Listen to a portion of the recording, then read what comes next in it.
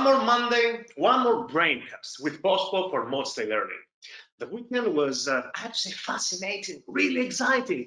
Spent it indoors, listening to the wind, blowing through the empty streets of London, as we're still stuck in Tier 2 with a tiny virus that just won't let us be. Last week, we jumped headfirst into the magic world of glutamate, how it may be implicated in the development of psychosis, but also ways to modulate its neurotransmission in an attempt to help our patients. This week, we land on the land of Angela Merkel and Kraftwerk, Germany.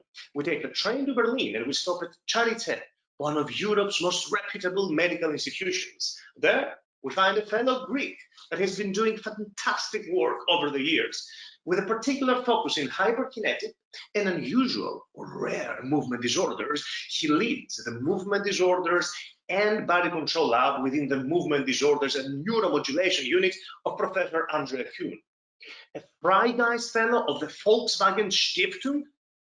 Did I say it right? Don't you just love my German accent? He is the chair of the International Parkinson's Disease and Movement Disorder Society, Tic Disorders and Tourette Syndrome Study Group. Braincast people, this is Dr. Christos Ganos. Christos, thank you for joining me today. Thank you, Satiri. Thank you. Nice to see you. Thank you very much. Christos, if I find, say, an English name, can you hear me? Yes, I can hear you. If I find saying an English name with English accent difficult, saying a Greek name in English accent sounds bizarre, to say the least. So, Christos, let's start with the basics. What is a tic?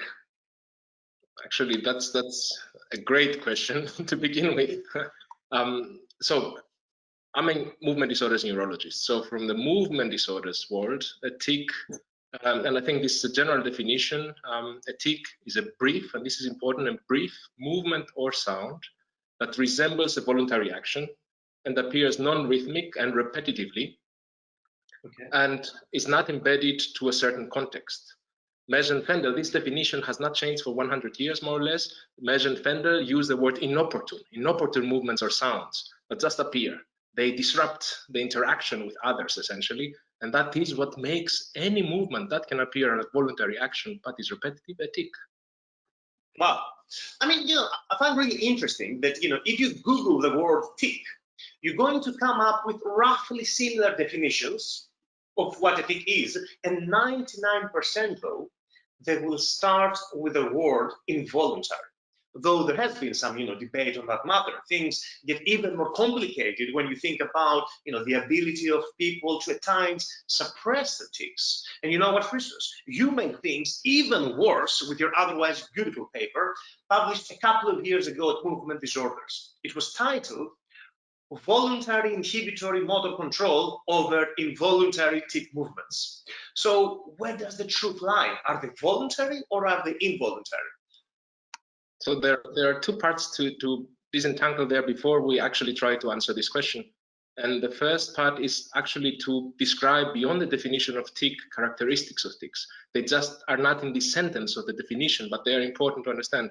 So tics are what they are, we explained, but they are commonly preceded by sensations that are termed premonitory urges.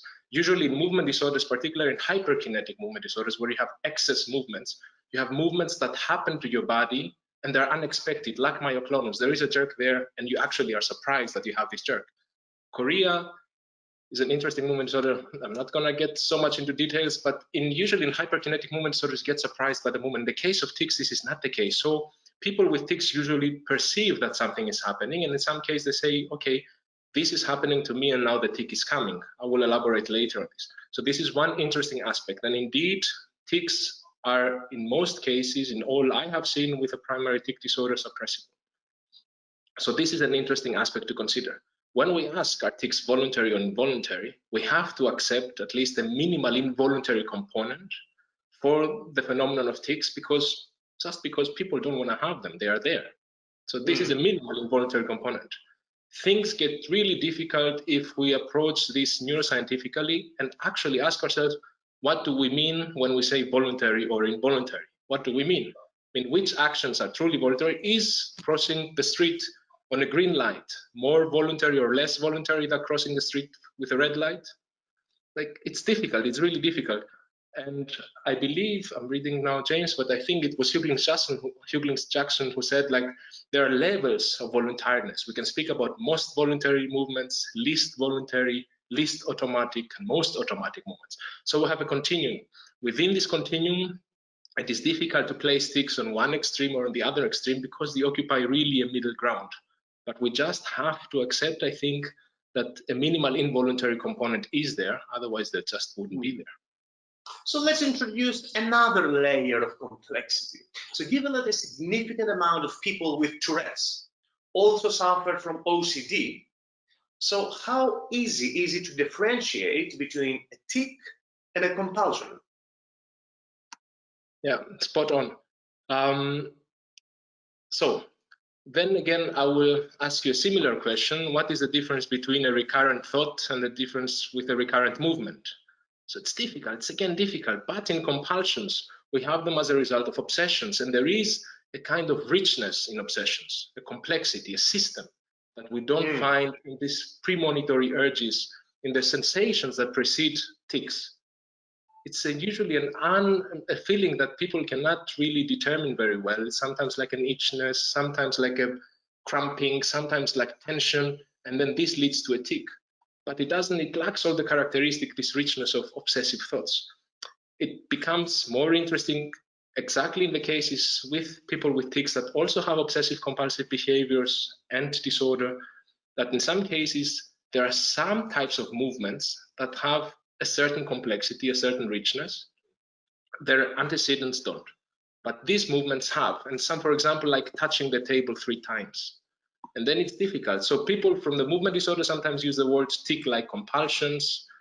It's very difficult, and there is no clear line to divide these two phenomena. I think it really hinges on the question, what is the difference between a recurrent thought and a recurrent movement? But in general, like movements like blinking, repetitive blinking, head turning, shoulder shrugging, these are like very simple motor phenomena that have sometimes also simple antecedents. I will continue also because on the definition, perhaps we need to elaborate more. Not all people, although we admit that it's common to have premonitory urges, these sensations that precede tics, not all people report them. Children, for example, have difficulties in actually identifying such antecedents. And there is a big discussion, is it difficult to label them because they lack the language, or is it actually not there yet? Can we resemble these premonitory sensations with something like cravings? Because you have had tics so long, do you crave afterwards for a tic, like in a sense of addiction, if we think of addictions? There are many, many ways of interpreting things and make the field of Tourette's fascinating and difficult to study experimentally. It is. I mean, now our understanding of what causes a tic has changed throughout the years. I recall reading a Hungarian psychoanalyst work from back in the 20s, Ferenczi was his name. So he argued that tics resulted from repressed masturbatory desires, and that tics were stereotype equivalents of masturbation, and that eruptive cursing was a symbolic and linguistic substitute for masturbation. So how far had we moved from this psychoanalytic notion? I don't understand this. I don't understand this, but what I do understand is the difficulty people have had over the past century and still have to explain this phenomenon. There are movements that are repetitive and they resemble voluntary actions. If you ask a person who has these movements, could you stop them? They can stop them for a while, and then only for a while, overwhelmed by some types of sensations that we cannot label appropriately, most likely some interoceptive antecedents, then these movements arise. There is a thinking bias there, or a fallacy, that people think, we assume, because somebody can control something voluntarily, the generation of that phenomenon must be voluntary as well. But this is obviously a fallacy. So there is the capacity to control something voluntarily, but this doesn't mean that the phenomenon is voluntary. And I think this has led to many problems, and we still see it in the clinics. People come, and if they are children, usually the parents say, but I tell him to stop it, and he can stop it. Why doesn't he stop it all the time? Because the generator is not a voluntary one. That's the issue. So that's the minimal involuntary component of tics. So, and this has led to many explanations. People struggled with this, and there have been fantastically beautiful theories from 1850, like in Mesh and Fendel's Tics and the Treatment. You can find a lot of that. Like they report the theory of polygon or the theory of fixed representations, very similar to other theories, that they said sensory motor representations are fixed and they need to come out. But then, because of other associations of tic disorders like ADHD, people also said in the language of the time, these are uncorrected infantile habits, this is an inherited weakness of the will, and then things started to get murky, and psychoanalytic formulations were also en vogue at the time. People tried to explain, and let's get inside a brain that's ticking. In one of your older papers at Neuroscience and Behavioral Reviews, you talk about a tic generator. So what's that all about? What are tics generating in the brain? Yeah, nobody knows is the question, but there are some. Okay, next question. But this is a key point, and I think this is very important. So we understand nowadays that, and that was your previous question as well, how far are we from psychoanalytic formulations? We are very far from psychoanalytic formulations to bring these two together. There are several reasons for that. One is neuroanatomical studies. So tics were initially classified under this big category of choreic disorders, people moving around, and tics were classified in this category. So Tourette actually needed to understand what type of chorea tics are, in a sense. So in the 50s of the past century, Balthasar, a German neuroanatomist, I think, published this wonderful paper on neuroanatomic study of a person who had tics. And Balthasar already noted there that, and as he wrote in German language, is decline in striatalen Zellen. You like the German? So the little striatal cells. And it's important to note this. He was trying to understand what makes tics different neuropathologically from chorea, where the medium spiny neurons, also the big striatal cells, are lacking. And he already observed that the interneuronal populations in this patient he described are different. So he located a certain neuropathological difference in the striatum. Looking at the striatum now, we have animal models throughout the years with different substances. Essentially, the most common one is bicurculine, leading to GABAergic disinhibition. And this, in different animal models, leads to brief, and this is again the important part, brief movements that resemble tics. We don't know, we don't have first-person experience from animals to tell us that they perceive something and they control it, but tic-like movements. Now, this is one part of the brain involved in tics. We know somehow that the striatum is an important locus because disinhibition of the striatum leads to these brief events that resemble tics. We have the neuropathological study from 1957, I think, but we also have newer studies too. Not many patients, but there is one from Kalanithi and one from Kataoka that they also found differences in interneuronal populations of primarily GABAergic cells and other populations though. And then we have this model, but if we just observe people with tics, we can also inform ourselves pathophysiologically. For example, we see people with tics in one presentation in the clinic, they have a core phenotype with this type of tics. In the next presentation, some tics are there, but other tics come. And there is part of learning process there. So all tics may be replaced by new ones. And we know that treatments, and I presume we will speak later on, like habit reversal, can also modulate the tic phenotype. So we know that learning is involved. And indeed, from behavioral studies, we have enhanced reinforcement learning rates. So dopamine, as the main reinforcer that we are aware of, plays a role. And there are some neuroimaging studies to support this. And we know this from pharmacology as well. Also, in the middle of the past century, we had the introduction of antipsychotics in the treatment of tic disorders. And this is also what created this big shift from psychoanalysis to neurobiology. So we have two models, and it's interesting. One is the GABAergic disinhibition model, or a general disinhibition model within the striatum, and an abnormal reinforcement model. How do we bring them together? My final sentence. We might think of tics as events that happen in the brain that, due to some striatal changes, interneuronal disinhibition perhaps, increases the propensity of some sensory motor events or motor events. And then to an additional reinforcement mechanism, these events keep, through synaptic strengthening, occurring. And then people gain control over them because they just keep happening. Amazing.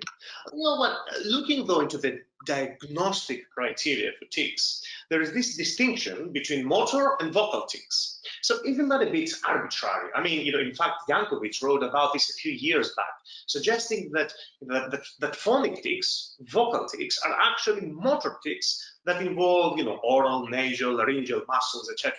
So do we need this distinction between? So, yeah, it's a great question. There is a simple answer to this, and then there is a consequence to this answer. So first, we don't really need, we don't absolutely need a difference between probably phonic tics and motor tics. Phonic meaning phonations and also sounds from supraglottic structures like this, for example, exhaling or different, because it's the same structure. So we have, but if we speak about vocalizations like words, then I think we have to really consider that phenomenologically and neurobiologically there will be additional systems involved in the production of vocalizations. So perhaps not for motor and phonetics, but definitely for motor and vocal tics, especially in the part of vocalizations, we'll have recurring words. And yes, you're aware of this spectrum of involuntary vocalizations of humans, this paper that we did, because yes, we have been observing in the past 10 years how important this issue of vocalizations is, how it leads to diagnostic difficulties. So if people are really interested in vocalizations and the neural pathways of vocalizations, I would really ask them or refer them to this paper, The Spectrum of Involuntary Vocalization in Humans, which is published together with a video atlas in the Movement Disorders Journal, so people can educate themselves for the different forms of involuntary vocalizations, including tics. And are you happy with the current diagnostic criteria for tic disorders? I mean, it seems that someone, can be diagnosed with Tourette's if he's older than 18 when he presented with tics. So why is that? Yeah. So when we speak of tics and when we speak about our knowledge in tic disorders, we always have to remind ourselves that most things we know, particularly for pathophysiology, stem from research with people who are diagnosed with Tourette syndrome, a primary tic disorder, a neurodevelopmental disorder. And this is, I think, this 18-year-old criterion, sometimes it's 21, but this is what we always need to remind ourselves. We don't just purely deal with tics, but we deal with this neurodevelopmental disorder that we call Tourette syndrome, Tourette's disorder. And so the current diagnostic criteria for Tourette's disorder require at least 2 motor tics and 1 phonic tic that have lasted at least for 1 year and have been manifest before the age of 18. And this is true for most cases. Then there is the persistent motor and vocal tic disorder and this provisional tic disorder that when tics appear in a child and they are not observed anymore after 1 year.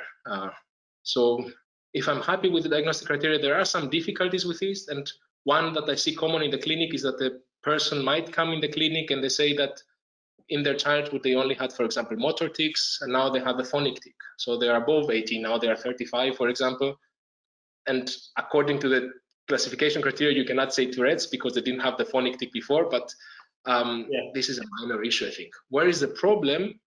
Where I see a problem is in the actual definition of a tic, what we lump under tics, because we have these brief movements, blinking, moving the lip, turning the head, shoulder shrugging, these simple movements, and then we have this complex phenomena that we also label tics, like jumping on spot, walking 3 steps and walking 2 steps back, different gestures that fall under the complex criteria. And we also classify as tics ecophenomena, polyphenomena, and coprophenomena. Classifying things all together as tics, the only justification we have is their inopportune character, that all of these phenomena appear repetitive and in social inopportune occasions, but I'm not sure they share exactly the same underlying pathophysiology, perhaps parts of it. So I think this is a problem. So the truth, though, Christos, is that, regardless of, diagnostic conundrums, tics can have a detrimental impact on people's lives. And on that note, back in 2012, Cornelia and her team studied 740 parents and 323 of their children diagnosed with chronic tic disorders to assess this exact impact on their lives. So not only did they find that children had indeed functional impairment that correlated with tic severity, but also children with tics experience discrimination And similarly, Storch found people with Tourette's to be 3 times more likely to develop suicidality. Tell me more. Yeah, it's a very important issue, perhaps one of the most important issues, particularly for people who are affected by tics or who both exhibit tics and are affected by tics. And so there are many layers there. One is we speak about tics, but we haven't touched upon the issue of comorbidities beyond OCD. So people with tics, very often, approximately 90% of people with tics diagnosed with a Tourette's syndrome or Tourette disorder will have different comorbidities, and they express in different ages. So ADHD a bit before the onset of tics, which is around the 6 years of age. Obsessive compulsive behaviors or symptoms will come later on, and then we have the issue of depression, anxiety, and this changes also over time. We see, and there are some few longitudinal studies that have examined this. So when we see a person with tics, actually we really need to examine the entire spectrum of their associations of these comorbidities. And these comorbidities in themselves, each one of these comorbidities can have a huge impact on a person's life. When they come together, this increases, and I haven't even spoken about self-injurious tics, self-injurious behaviors, and these are very, very important things. Suicidality is indeed increased, risk of suicidality is indeed increased in people with tics, even when they, I think this is a paper from Fernandez de la Cruz is the first author in molecular psychiatry. Even if you adjust for comorbidities, still just the presence of tics increases the risk of suicidality. There is a wonderful work by Andrea Cabana from Birmingham, who has looked at the socioeconomic status of people with tics. There are many layers there. One is the comorbidities, one is the discrimination. There is a lot of work to be done. Which means, Christos, that we need treatment. Now, the guy that gave his name to the disorder, so Gilles de la Tourette, a Jean-Marie Charcot mentee, actually. So he published a case series of 9 patients with what we would now call Tourette syndrome back in 1800s. So it feels like last year, right? Okay, not really. Well, it seems he was pretty desperate, though, in finding treatment. And famously, he wrote, "Once a ticker, always a ticker." Is that true? So this is something that also when I read it, I was struck with it, and Mej and Fendel actually held the same view, and they had seen many more patients than Tourette himself. This is a contentious issue, and it's really difficult. There are not many really good longitudinal studies, really good meaning high numbers of people participating for many years. What we know, that's the worst ever tic period, and I think this is safe to say at the moment, based on the data we have, is that the worst ever tic period is around the age of 13, 14 years old. And from then on, we have no really good prognostic factors, not so confident that I would not be so confident to state a few. But from then on, there will be a decrease of tics in some cases. In some cases, they will stay the same. In some cases, this decrease might be so significant that people will say, I have no tics. There has been a study, it was from the Rush University in the States, that they looked in some people who actually said, I don't have tics anymore. They made video recordings, and they could record in many cases still the presence of some minor tics. It is unclear how many people actually are absolutely tic-free, or how many people actually are not aware of their tics because they're ingrained in their own normal voluntary actions. However, it is a neurodevelopmental phenomenon, and in many cases, in the majority of the cases, we can safely say also for the people here that tics will improve. So let's stay in and talk about treatment a bit more. So Tamara Pringsheim just published a comprehensive systematic review for the treatment of tics in people with Tourette's. Now, interestingly, the only treatment that they were supportive with high confidence was cbit, a comprehensive behavioral intervention for tics, with most medication, I have to say, receiving only moderate confidence. So what happened there? Yeah. So yes, Tamara Pringsheim is a very good friend. I'm sure she will listen to this in Canada tonight. So this is the AAN guideline, so the guideline of treatment of Tourette's of the American Academy of Neurology. And this is a very robust methodological paper. And I think this is where this confidence levels come from, essentially how many RCTs, how many patients were included, how was the trial conducted. And I think this is where the confidence level comes from. We have really 2 good randomized control trials in people with receiving cbit cognitive behavioral intervention, comprehensive behavioral intervention for tics. And these were really two well-conducted studies. And indeed, in the pharmacological front, we don't have this large number of people in such well-conducted studies, and I think this is what changes the confidence. If we look actually though at the efficacy level, I think most people will agree, and this is still a debate, that the efficacy of antipsychotics is perhaps, or let me rephrase it, the efficacy of cbit can reach the efficacy of antipsychotics in some cases, but antipsychotics are indeed the mainstay of treatment when we want something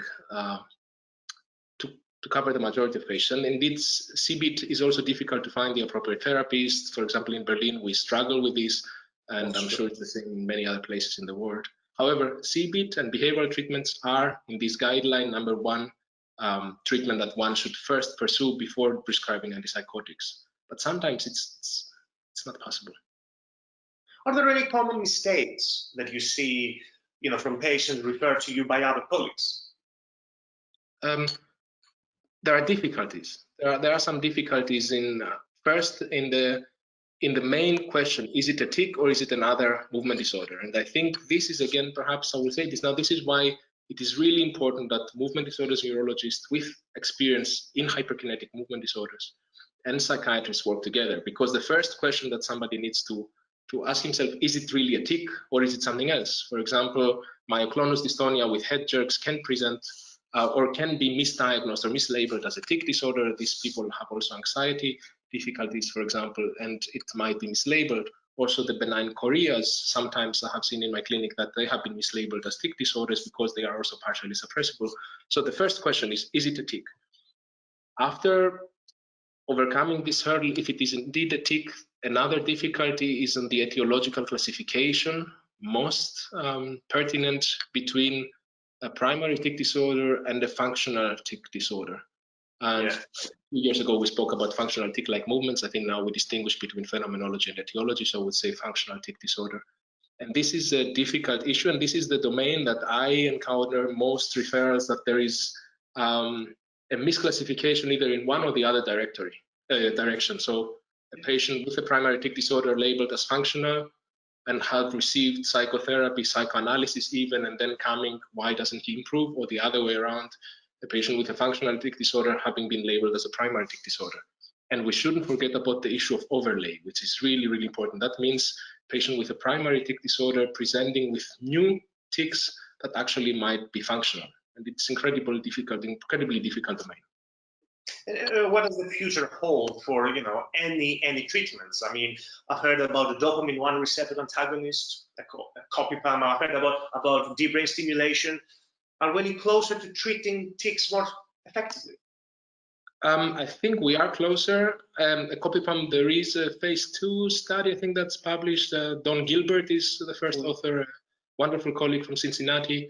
And yes, this is if we look at the effect sizes of the improvement of the Ecocipam study, for example, we have an improvement of 4 points in the YGTSS scale.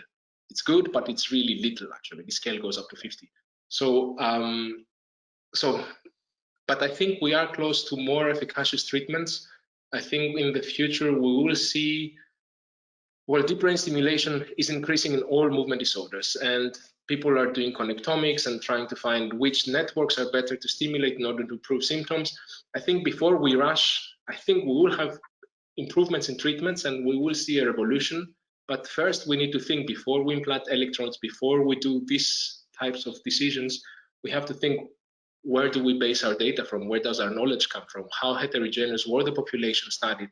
Could there have been some people who might have had functional tics, the effect of comorbidities? So there are many issues to solve yet, but I think over the next 10 years, I'm really optimistic, and we're all working for this, to really significantly improve the lives of people with Tourette's and treat tics. Yes.